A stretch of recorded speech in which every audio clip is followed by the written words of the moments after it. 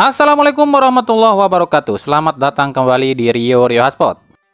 Kita awali edisi kali ini dari permintaan yang minta kita bahas soal perihal hari lahir Persib. Kalian mungkin sudah mendengar dan melihat di akun YouTube Persib ya. Jika sudah ditetapkan tanggal lahir Persib bukanlah 14 Maret 1933, tapi 5 Januari 1919. Ini artinya umur Persib bukanlah 91 tahun, tapi 105 tahun. Nah, kami pribadi coba menelaah ucapan atau pernyataan bos Persib dan juga dari peneliti dari Unpad ya. Sebetulnya apa yang diucapkan Glenn Sugita itu yang bilang mana mungkin Persib ini jadi salah satu pendiri PSSI kalau Persibnya belum ada atau belum lahir. Masuk akal nggak? Iya dong. Gimana mau mendirikan PSSI kalau Persib sendiri belum lahir? Bener dong. PSSI lahir tahun 1930. Ya masa anak lebih tua dari emaknya sih? Kan aneh. Hal ini pun sempat kami tanyakan pada pihak Persib dulu ya. Kami dulu tuh pernah tanyakan, Pak Teddy, aneh nggak sih Persib lahir tahun 1933, PSSI lahir 1930. Kok Persib bisa jadi pendiri PSSI sih? Kan Persib belum lahir. Nah, waktu itu kami nggak dapat jawaban, tapi rupanya ini jadi bahan penelitian. Karena secara logika gini deh ya, pikirin baik-baik ya. PSSI lahir 1930 nih ya. 7 pendiri klub. Persija lahir 1928. Persebaya lahir 1927. Persis Solo lahir 1923. PSIM lahir 1929. PPSM Magelang lahir 1925. PSM Madiun lahir 1929. Semua ini masuk akal. 6 pendiri PSSI lahir lebih duluan daripada PSSI. Ya masa Persib lahirnya lebih lama dari PSSI sih? Jadi ya mungkin benar Persib ini lahirnya tahun 1919. Cuma mungkin waktu itu namanya belum Persib dan baru ya mungkin Persib ini baru berganti nama jadi Persib sekitar tahun 1930 ke bawah kali ya.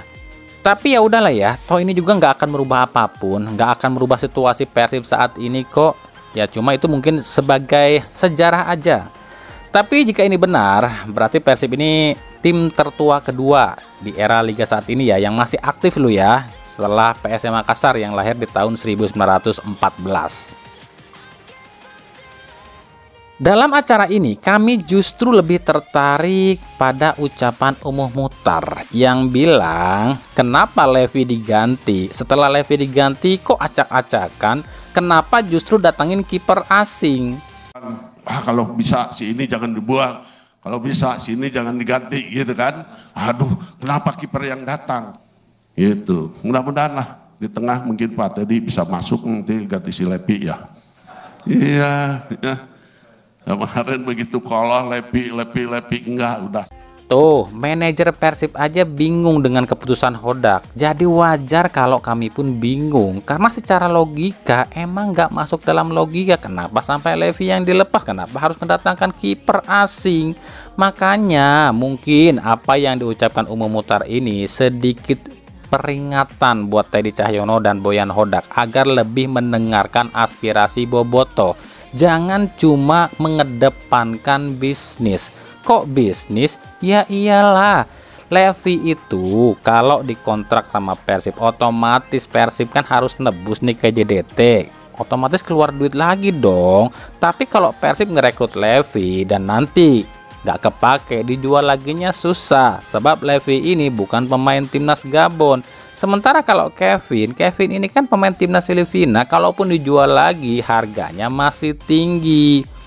Masa sih? Buktinya Daisuke Sato dan Tiron pun susah tuh dijual lagi. Blunder nggak tuh Teddy Cahyono sama Hodak?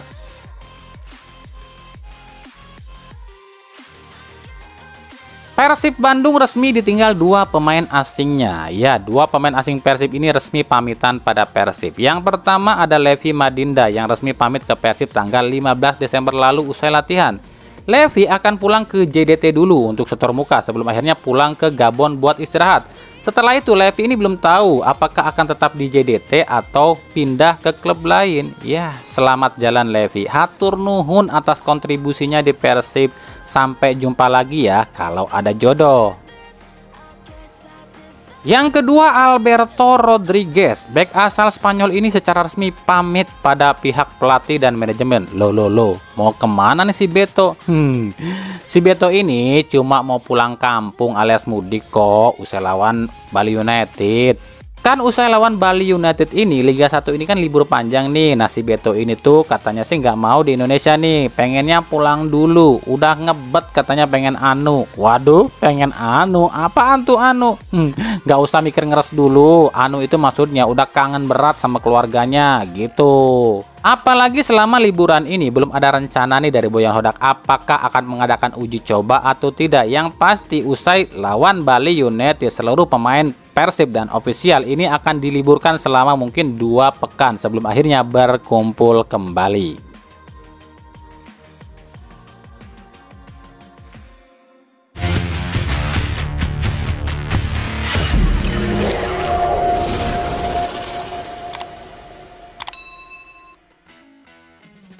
Dari Persija Jakarta, meskipun menang 0-1 atas PSS Sleman, pelatih Persija Thomas Doll masih nggak puas nih. Sebab menurut Doll, permainan pemain Persija ini masih dianggap jauh dari harapan. Apalagi ya, unggulnya pun cuma bisa cetak gol, itu pun dicetaknya oleh pemain belakang. Konrad Kudela titik penalti lagi.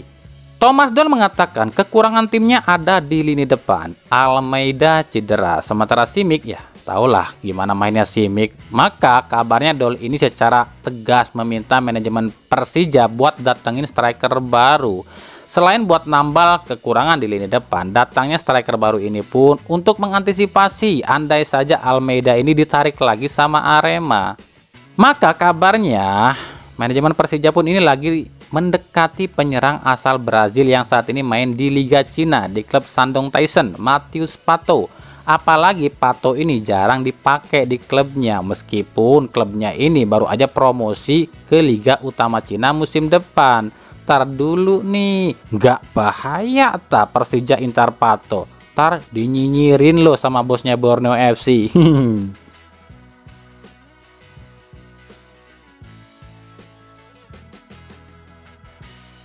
Bicara soal laga Persija versus PSS Sleman, gimana nih menurut kalian kinerja wasit Futoshi Nakamura di laga ini, khususnya keputusan memberikan hadiah penalti pada Persija di menit-menit akhir babak kedua?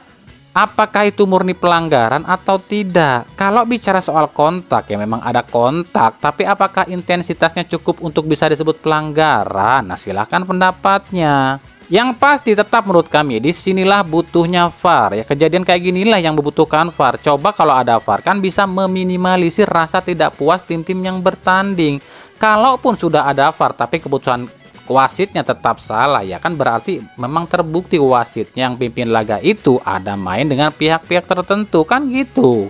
Tapi apa yang bisa kita simpulkan di sini? Kita bisa simpulkan mau pakai wasit apapun dan dari manapun selama belum ada VAR ya akan sama aja. Wong di Liga Inggris aja yang udah pakai VAR tetap aja masih banyak wasit yang blunder kok.